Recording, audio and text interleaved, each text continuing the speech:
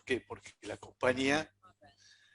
compañía adhirió ya hace unos años a el Pacto Global de las Naciones Unidas para la reducción de las emisiones de carbono. Así que voy a compartir unos slides que fui seleccionando un poquito para que sirva de guía en la charla. A ver cómo hacemos para compartir acá. Así.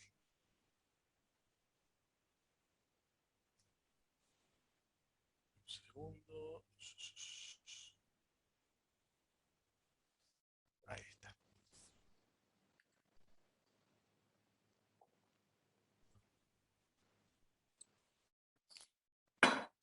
Bien. Básicamente, todas las actividades que realizamos, no solamente las industrias, no solamente los que asociamos con chimeneas lanzando humo, generan dióxido de carbono, sino que también hay muchas actividades que la misma naturaleza genera dióxido de carbono, pero que la naturaleza en sí las compensa y tiene una emisión cero de gases. Sin embargo, por el uso de tecnologías un poco atrasadas todavía y la masificación de las producciones y el consumo masivo, la emisión de carbono, la emisión de gases de carbono hacia la atmósfera fue creciendo los últimos siglos, sobre todo en el siglo XX, y eso hizo que aumentara la temperatura promedio de la Tierra.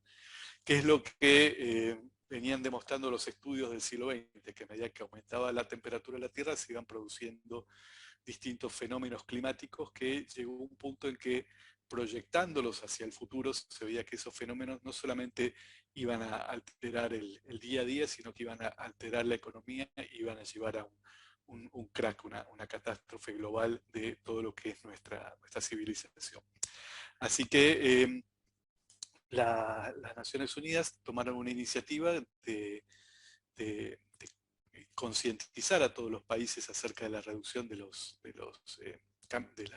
emisiones de carbono, y a través de distintos estudios llegaron a la conclusión de que se debía evitar que a partir del momento que se hizo esta definición, allá por fines de los años 80, la temperatura no se incrementara más allá de 1,5 grados. ¿Por qué? Porque a partir de esa temperatura el daño sobre el ecosistema global iba a ser irreversible. ¿Sí? ¿Qué pasó? No se tomó muy en serio, parecía que era un estudio muy teórico, no se veían los efectos en forma directa, y a partir del año 80 hasta el año pasado, la temperatura de ese 1,5, que era el límite máximo, había aumentado ya 1,1 grados centígrados, con lo cual nos queda un margen de solamente 0,4 grados centígrados para que aumente la temperatura promedio, para llegar al punto de no retorno. Esto evidentemente generó toda una movilización. ¿A partir de cuándo? Justamente a partir de la pandemia. Porque a partir de la pandemia se vio que, al haber menos tráfico en las calles de vehículos, haber menos producción industrial, haber menos aviones en el aire, realmente bajó la emisión de carbono, se vieron cielos más limpios y se vio que el año pasado la temperatura no aumentó al ritmo que venía aumentando. Entonces, realmente ahí fue la comprobación que la emisión de carbono asociada a las actividades industriales realmente estaba teniendo un impacto sobre el calentamiento global. Vamos a ir a otro slide. Esto, digamos, tomado como un sentimiento de urgencia, hizo que se cambiaran los plazos, y hoy nuestro punto de no retorno está en el año 2050. A medida que se van emitiendo estos gases, el año 2050 es el límite máximo que tenemos para evitar que esto suceda. ¿Qué es lo que se hace a nivel de las Naciones Unidas? Bueno, ahí vamos a compartir este slide ahora. De las Naciones Unidas, el Pacto Global lo que está haciendo es no solamente concientizar a los países, sino obligarlos a tomar medidas. Desgraciadamente en nuestra región, aquí en Sudamérica sobre todo, no somos muy conscientes de esto porque no tenemos tanta población ni tanta actividad industrial como en Europa, ¿sí? Pero el anteaño pasado, la mayor parte de los países de Europa declararon la emergencia ambiental, ¿sí? Y esa emergencia ambiental trae premios y castigos. Premio para aquellas empresas y aquellos gobiernos que toman medidas para reducir la emisión de carbono, y castigo para aquellos que no la toman. Como todo premio y como todo castigo, todo termina siendo parte de una ecuación económica. ¿Cómo es el premio que se le da a las empresas?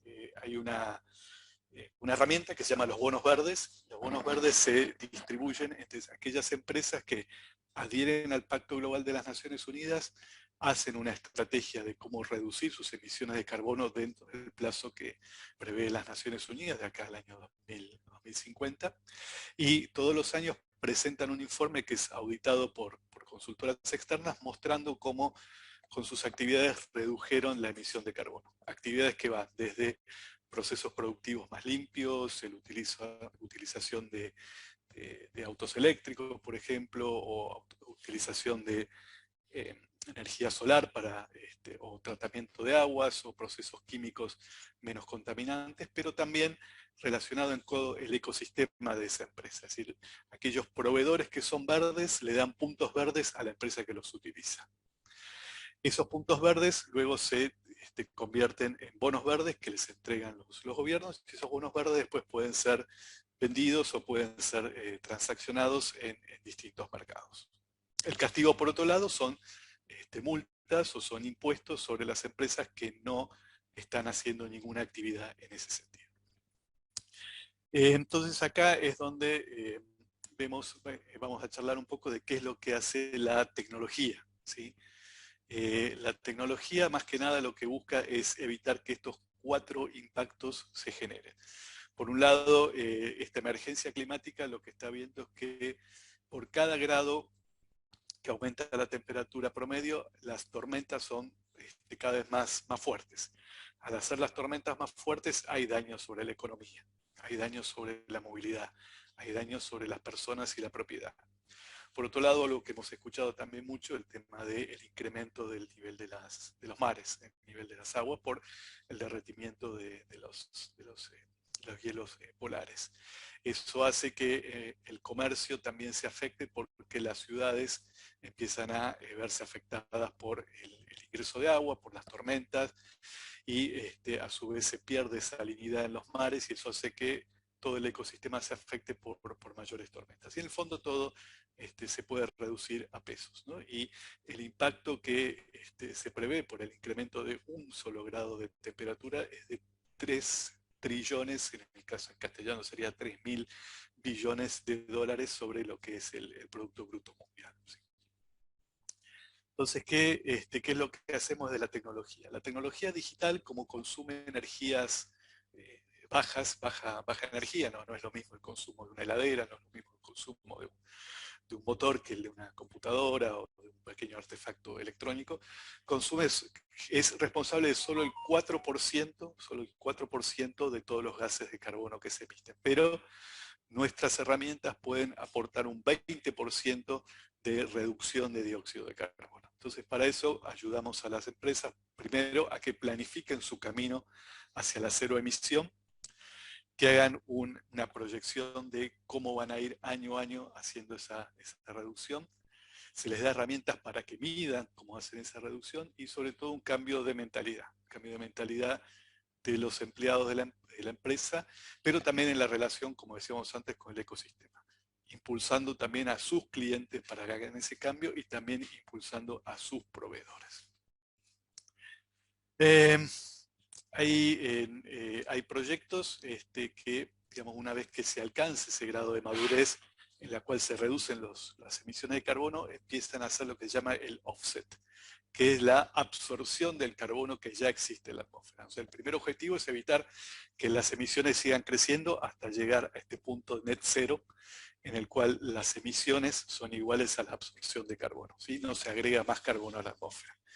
Pero la situación actual no es la ideal, entonces también hay proyectos para reducir el carbono. Los proyectos más comunes son básicamente los que están relacionados con la plantación de árboles, o la ayuda a una agricultura más ecológica, más verde. Todo esto, por supuesto, se financia con bonos verdes, ¿no? El ser, así como la seguridad sabemos que es cara, el ser verde, el ser ecológico, el no ser emisor de dióxido de carbono también tiene un costo alto, y justamente los bonos verdes lo que buscan es financiar el costo de esas inversiones para reconvertir una industria, para reconvertir la tecnología o para generar espacios de absorción de dióxido de carbono.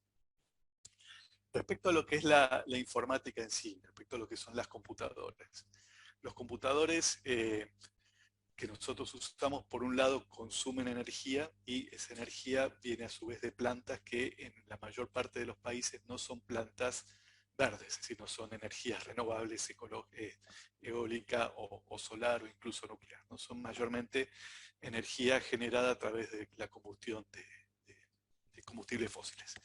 Por eso el uso de los computadores, el uso de los grandes computadores, genera más que nada emisión de dióxido de carbono a través del consumo de energía. Pero por otro lado, fabricar un computador también tiene una huella de carbono. Esta palabra es interesante. Todo lo que hacemos tiene una huella de carbono. Y hay muchas aplicaciones que pueden ustedes encontrar en Apple Store o en cualquier otra plataforma, donde ustedes pueden medir la huella de carbono de todo lo que hacen. Desde el consumo de carbono que genero cuando voy al trabajo en mi auto, a el tipo de alimentación que tengo, la vivienda que tengo en cuanto a la cantidad de ambientes, de lámparas, electrodomésticos y demás. Toda esa huella de carbono es la que ayudamos a medir con aplicaciones.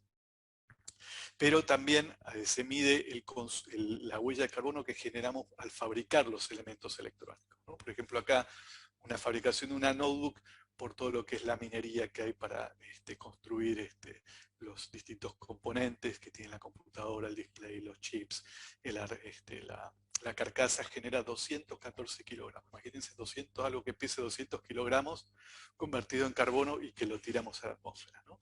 Y como dato, que acá está muy chiquito, no sé si lo alcanzan a ver, pero por año se fabrican 160 millones de computadoras. 160 millones de computadoras por 200 kilos y por un cuarto de tonelada. Estamos hablando casi de 40 millones de toneladas de carbono que se tiran hacia la atmósfera. Entonces, a partir de eso, todos los proveedores de tecnología indican en sus máquinas, en sus equipos, cuál es la huella de carbono de su computador. Y hay sitios como este que está acá, que vamos a ver si podemos entrar, que se llama The Good Shopping Guide, donde cualquiera cosa que nosotros consumimos, podemos ver qué huella de carbón tiene, ¿sí? Y de esa manera elegir cuál es el proveedor más adecuado. Entonces, ¿cómo funcionan los bonos verdes en este caso?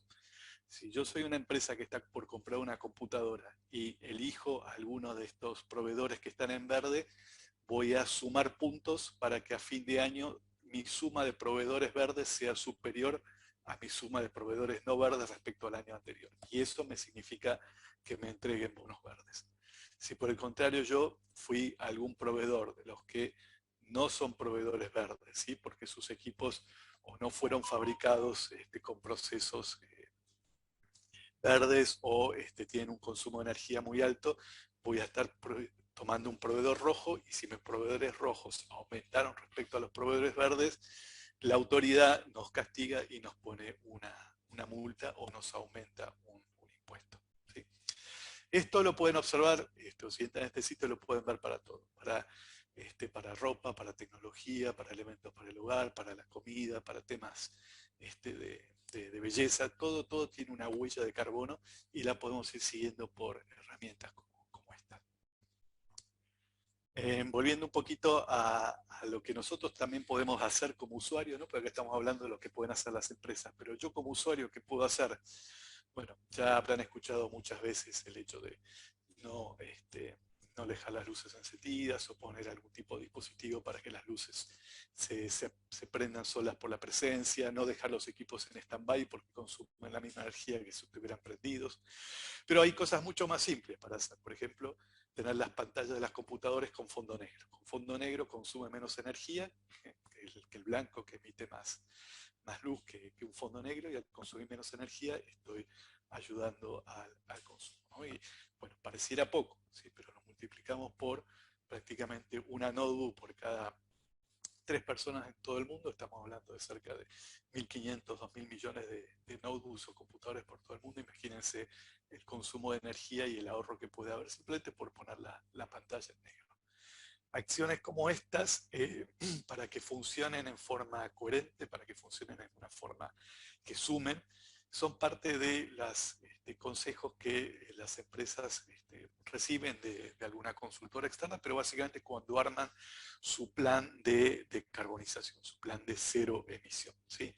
En el caso de nuestra empresa, por ejemplo, se adelantó y en lugar de que sea en el año 2050, busca ser en el año 2028, si ya poquito, en 7 años, una empresa que no emita carbono hacia la atmósfera. O sea, que tenga una emisión cero significa que todo lo que emitimos, de alguna manera, se absorbe por otra.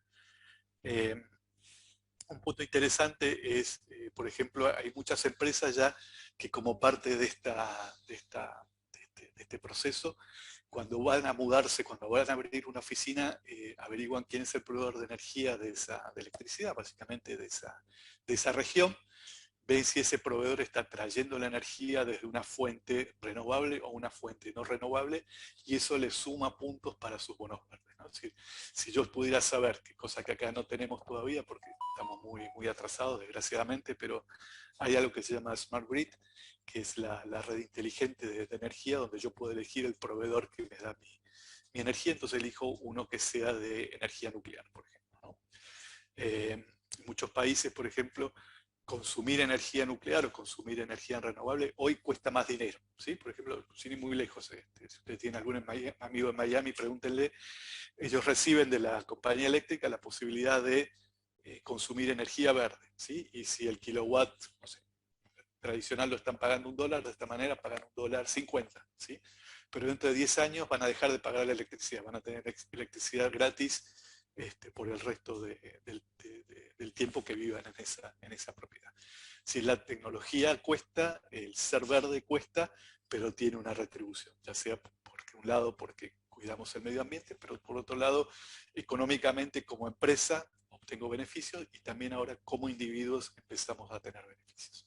Así que la propuesta, el mensaje es: interiorícense, busquen información, vean las páginas, por ejemplo, como esta que les puse acá, les voy a dejar después el link, para ver qué cosas pueden hacer en el día a día para reducir su huella de carbono, para reducir la emisión de carbono y así ser amigables con el medio ambiente.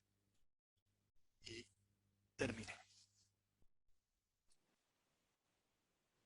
Si tenemos todavía unos minutitos, podemos ir a algún espacio de preguntas.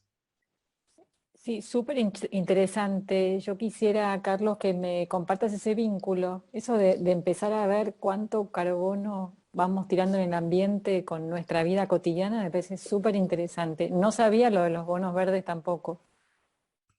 Sí, lo de los bonos verdes todavía no han alcanzado una cantidad crítica como para ser una transacción, digamos, rentable, pero las empresas los están acumulando, si los están juntando, hoy cotizan cerca de 35 euros el bono y se cree que el precio de mercado ahora apenas, digamos, como si se hiciera un IPO, cuando salgan ya masivamente a la venta deberían estar por arriba de los 100 euros cada uno. Entonces, las empresas hoy están acumulando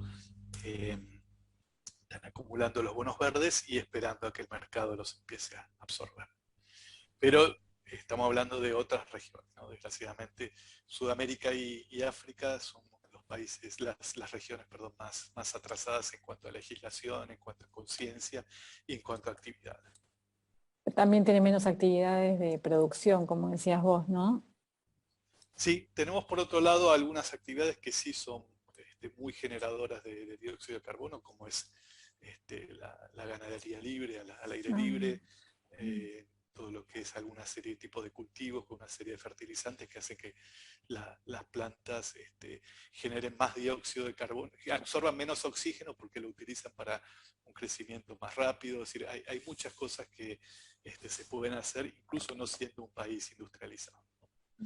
Carlos, todo muy interesante y justo comentaste un tema que te iba a preguntar, no sé si nos vamos un poco, que es el tema del debate que hay ahora respecto a alimentación y que hay como una especie como de lucha en que quién deja, en tu palabras sería la huella de carbono mayor, que es si el tema de la ganadería o el tema de los cultivos, ¿no? Con el tema de la alimentación vegetariana o vegana, en ese sentido, bueno, ¿cómo hay algo de objetivo en ese aspecto?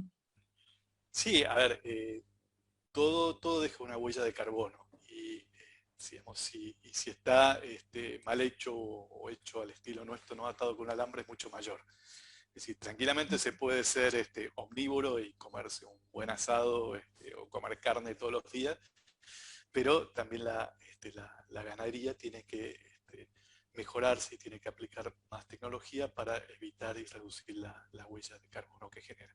Lo mismo para los cultivos, ¿no? No es que los cultivos, como decía, porque los cultivos necesitan, salvo que nos vayamos al extremo, ¿no?, de los cultivos superorgánicos que no tienen ningún químico intermedio, pero bueno, los químicos normales, digamos, los vegetales normales, tienen un montón de fertilizantes. Para fabricar fertilizantes hay empresas que consumen energía, generan dióxido de carbono, con lo cual en forma indirecta también lo hacen, ¿no? Por eso antes, cuando les comentaba, las acciones están las acciones que hace la empresa por sí misma, pero también el ecosistema que tiene de clientes y de proveedores, que todos tienen que estar dentro de la misma sintonía para tener una sinergia y un resultado positivo.